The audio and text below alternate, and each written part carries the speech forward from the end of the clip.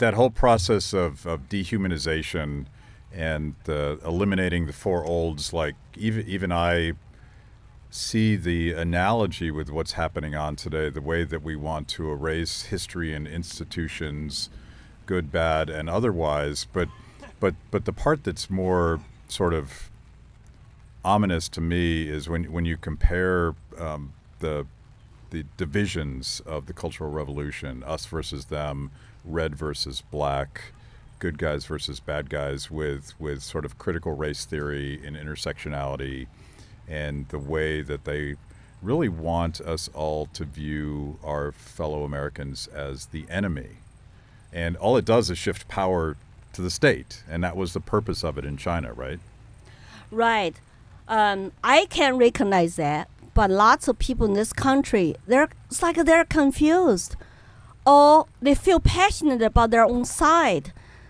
I mean, they all feel passionate about identity politics, according to your race, your color, your economic status, or whatever.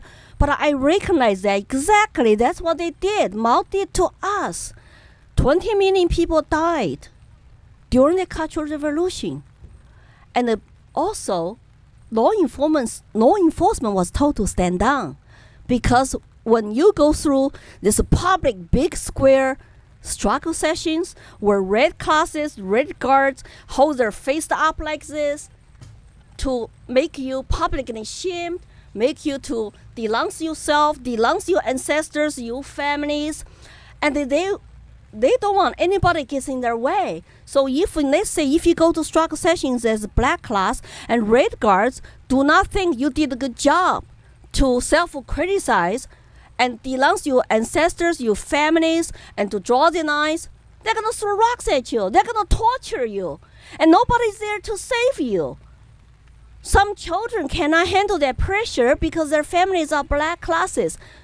And the only way they can preserve themselves is to say, I'm going to change my last name from Wang to Tang, or Tang to Zhang. So I will say to the country and to the red guards, to the party, I change my name. I denounce my families. I draw the line. They're no longer my families. How sad is that? They're like 16, 15 years old. Yeah. And their family just watching them with tears.